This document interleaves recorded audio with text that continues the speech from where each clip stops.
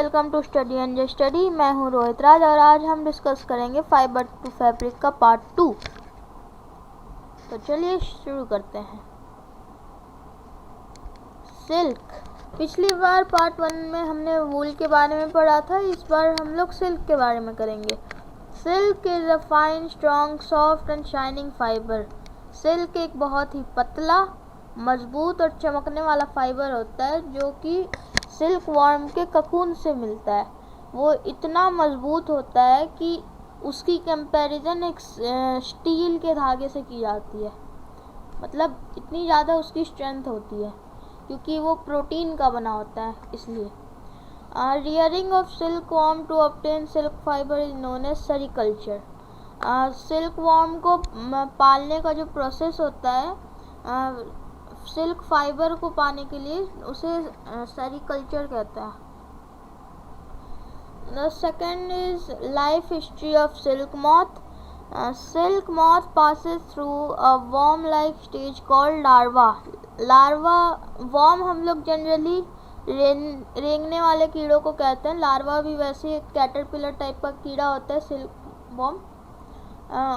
और फिर वो जैसे कैटरपिलर होता है, वो बहुत 1 महीने बाद वो एक ककून डेवलप कर लेता है चारों ओर अपने। वैसे ही लार्वा भी एक ककून डेवलप करता है। लार्वा के ककून को हम लोग प्यूपा कहते हैं। जो ककून वाली स्टेज होती है उसे प्यूपा कहा जाता है। ये आप लाइफ चेन देख सकते हैं। एग से larva, then pupa, after at last silk moth. तो the larva that produces silk is known as silk worm. जो लार्वा होता है उसको, उस स्टेज को सिल्क वॉर्म कहते हैं। Entering the stage of pupa. Before entering in the next stage pupa, it weaves a net to hold itself. Then it moves its head in the form of 8. During this movement, it secretes silk in liquid form, which gets converted into fiber on getting in contact of air. मतलब जैसे ही वो अपना larva वाला stage complete कर देता है, वो अपने चारों ओर एक जाल बुनने लगता है। वही आगे चल के ककून बन जाता है। तो जाल बुनने के लिए वो अपने मुंह से एक लिक्विड भी सेक्रेट करता रहता है और अपने हेड को एक लूप के डायरेक्शन में घुमाता है, 8 के लूप के डायरेक्शन में, ताकि और वो जो जूस वो सेक्रेट करता है लिक्विड, वो जैसे ही एयर के कांटेक्ट में आ जाता है वो हार्ड फाइबर बन जाता है। The silky structure spun by the silkworm is known as cocoon. जो वो सिल्की स्ट्रक्चर अपने चारों ओर अंडा जैसा बना लेता है उसे ककून कहते हैं। वो ककून जो होता है वो अंदर जो प्यूपा जो सिल्क मॉथ बन रहा होता है ना, बटरफ्लाई टाइप का, उसको प्रोटेक्ट करता है। Coming out of cocoon. When the pupa develops completely, the cocoon splits up and a beautiful silk moth comes out. The silk moth lays more eggs. जब उसका प्यूपा वाला भी लाइफ हो जाता है ख़त्म, जैसे कैटरपिलर होता है वो ककून में घुसने के बाद एक बटरफ्लाई बन के निकलता है, वैसे ही जो सिल्क वॉर्म होता है वो जो बटरफ्लाई वाला स्टेज है उसको सिल्क मॉथ कहते हैं। तो ककून को वो तोड़ के निकल जाता है बाहर और फिर वो भी अंडे देता है। वो एक बार में 100 से 150 अंडे दे सकता है। Taking out silk from cocoon. In order to produce silk, the pupa inside the cocoon is not allowed to mature into silk moth because the silk moth secretes a liquid to get out of the cocoon. The liquid reduces the quality of the silk of the cocoon, while some of them are allowed to mature in order to lay eggs. मतलब जो silk हमें मिलता है वो हमें मिलता है cocoon से। तो जब सिल्क मॉथ ककून से बाहर आता है तो वो उस ककून को तोड़ने के लिए भी एक लिक्विड सेक्रेट करता है, जिससे जो ककून में जो सिल्क फाइबर लगा है उसकी क्वालिटी रिड्यूस हो जाती है। इसीलिए कुछ ही बस कुछ ही सिल्क मॉथ को चांस दिया जाता है मेचर होने का, ताकि वो बड़े हों और अंडे दें। बाकी सबको हम लोग उसी के अंदर मार देते हैं और उसके ककून से सारा फाइबर निकाल लेते हैं। Rearing of silkworm. The eggs are sold to the farmers who keep them at accurate temperature and humidity. The silkworms are fed with cut up mulberry leaves day and night. Then they grow their size. After eating day and night for 25 to 30 days, they stop eating and start to spin the cocoon in a few days. मतलब जो eggs होते हैं silk moth के, वो जो sericulture करते हैं जो फार्मर, उन्हें बेच दिए जाते हैं ताकि वो उसको अच्छे टेम्परेचर मौसम में रख सके,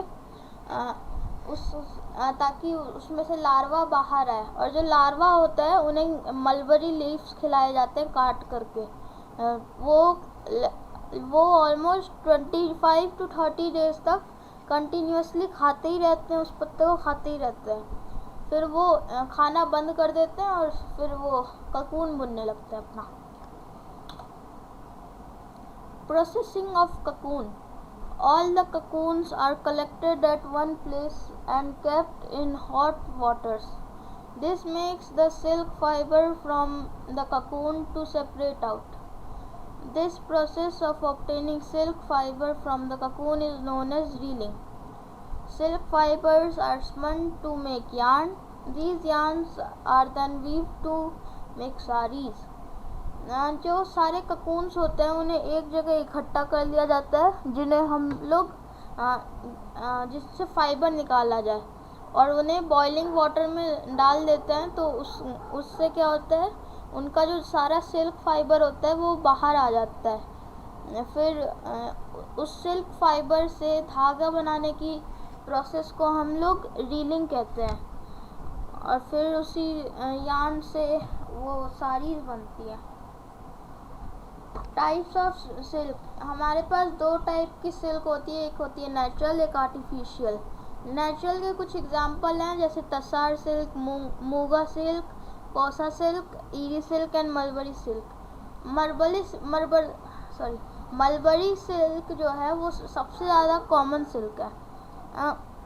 हम लोग आर्टिफिशियल और नेचुरल सिल्क में कुछ एक एक्टिविटी से वो कर सकते हैं डिफ्रेंशिएट। हम अगर नेचुरल सिल्क को जलाएंगे तो वो हेयर के जलने जैसी स्मेल आएगी उसमें से, और अगर आर्टिफिशियल के सिल्क को जलाएंगे तो हमें पेपर के जलने जैसी स्मेल आएगी, क्योंकि आर्टिफिशियल सिल्क जो होता है वो ट्रीज़ के पल्प से बनाया जाता है, और पेपर भी ट्री के पल्प से बनता है, इसलिए दोनों में सेम स्मेल आती है। The next one is discovery of silk. Silk की खोज कैसे हुई थी? सिल्क सबसे पहले चाइना में पाया गया था एक रानी के द्वारा, जिसका नाम था सी लुंग ची। चाइनीज़ के ऐसे ही नाम होते हैं। सी लुंग ची जो थे उन्होंने उन्हें ऑर्डर दिया गया था होंग टी नाम के एक राजा के द्वारा, क्योंकि राजा का एक पेड़ था मलबरी का, उसमें जो पत्ते थे वो थोड़े कटे कटे थे, वो वही सिल्क वर्म्स खा जा रहे थे। तो पता लगाने के लिए कि कैसे हो रहा है, तो जब सी लुंग ची ने देखा तो उन्होंने देखा कि उनके पेड़ पे कुछ वो हैं, बहुत सारे सिल्क वर्म्स हैं जो कि बहुत ब्यूटीफुल ककून बुन रहे हैं।